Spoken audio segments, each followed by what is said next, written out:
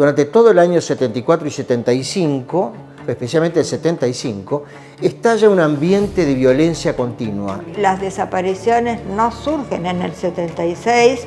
Todo el golpe del 76 hay que encuadrarlo, digamos, dentro del contexto internacional. Que no hubo un solo año de la dictadura que tuviera menos de 113% de inflación.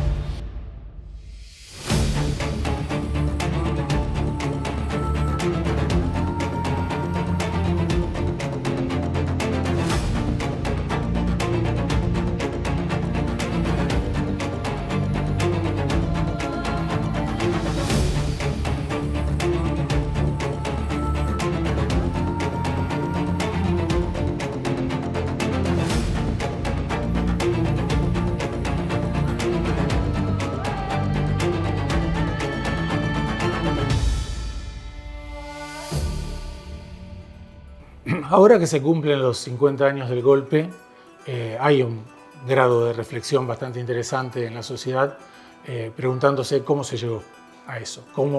No solamente cómo se llegó al golpe, sino cómo el golpe se transforma en un momento, hacia marzo del 76, en la única salida que casi todo el mundo está viendo. Y sobre todo cómo el golpe genera luego una dinámica, por un lado, de represión sangrienta, nunca antes sufrida por los centros urbanos argentinos o por las clases medias y clases trabajadoras argentinas. Por otro lado, el golpe también lleva a una economía, a una política económica que sienta las bases de lo que Argentina es hoy. La década del 60 y la década del 70 fueron periodos históricos de alza en las luchas de los pueblos, que de cierto modo marcaron un hito que fue inédito hasta el día de hoy, que se constituyó, si se quiere, la disputa por el poder.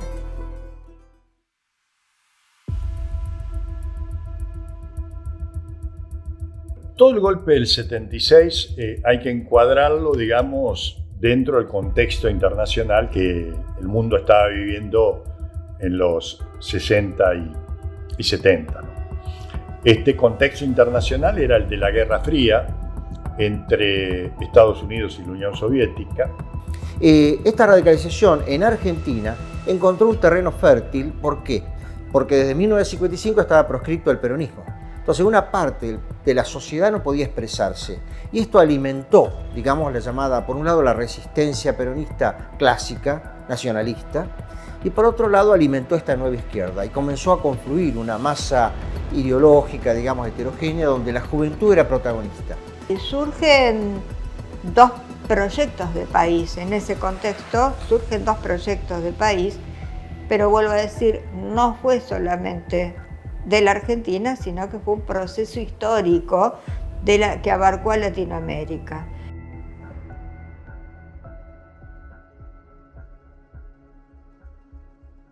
Durante todo el año 74 y 75, especialmente el 75, estalla un ambiente de violencia continua entre, digamos, el peronismo tradicional, ortodoxia como se la conocía, que está en el poder gobernando en torno a Isabel, la vieja y tradicional CGT, contra este proyecto de izquierdización, la llamada tendencia, como le llamaron, revolucionaria.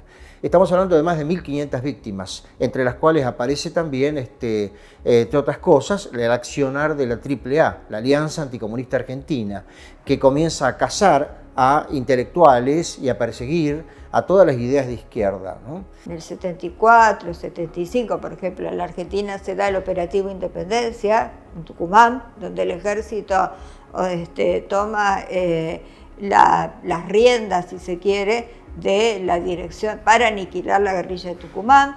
Es importante también tener en cuenta que las desapariciones no surgen en el 76, la figura del desaparecido, o sea, ya 74, 75, con un gobierno constitucional. Quizás no podamos decir que la violencia política no era un problema para 1975-76. Lo era, absolutamente lo era.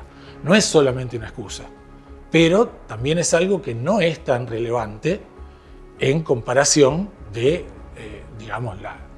el casi estado de digamos, inseguridad generalizada y de exterminio planificado en el cual las Fuerzas Armadas meten al país. Cuando el peronismo asume el 25 de mayo de 1973, primero con Cámpora, Solano Lima y después con Perón, aparece, digamos, ya dos cuestiones que van a tener mucho peso en esos 3 años de gobierno, ¿no? Uno, la disputa política por lo que va a ser la herencia de Perón, del liderazgo de Perón. Y otro, el tema de la violencia, que estaba instalada previa al 73 a través de la guerrilla, a través de la represión y de algunos grupos que ya habían hecho alguna acción, algunos grupos paramilitares, los primeros en decidir seguir la lucha armada en gobierno constitucional es el Ejército Revolucionario del Pueblo, que dice, bueno, nosotros aceptamos que haya ganado Cámpora, pero nosotros vamos a seguir combatiendo contra el ejército, contra los grandes empresarios, etcétera, etcétera. Entonces siguen con sus acciones cada vez más violentas, y los grupos armados peronistas que,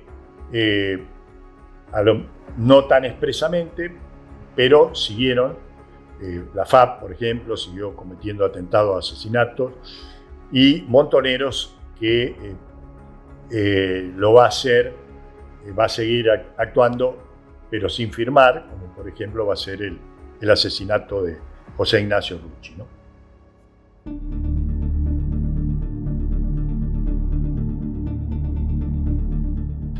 En los últimos tiempos hay una vuelta a hacer comparaciones históricas que pongan en contacto la experiencia de 1976-83, sobre todo desde el punto de vista económico, respecto de las experiencias más actuales que nos ha tocado vivir.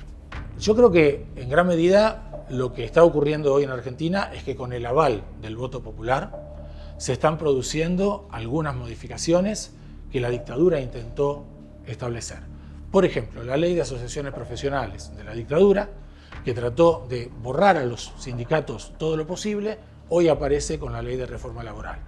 En ese sentido, me parece que a pesar de que son cosas muy diferentes, aunque a algunos les gustaría que fueran más parecidas, el gobierno actual tiene una línea de intervención en la economía que se parece en muchas cosas a la dictadura militar.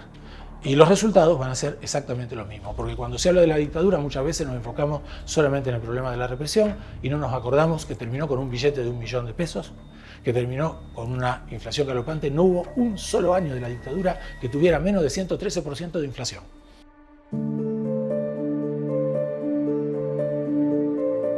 Yo decía, nosotros nos debemos revisiones autocríticas, porque las organizaciones armadas cometimos errores. Yo no me arrepiento de haber asumido un compromiso y haber pagado por ello, aunque lo considere injusto, digamos, porque en realidad la tortura, las desapariciones no son el precio que hay que pagar por pensar distinto y oponerse al régimen.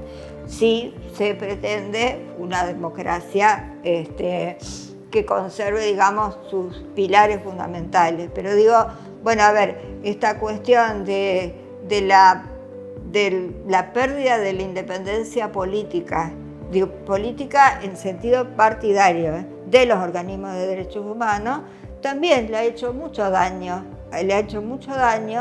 a nuestra lucha.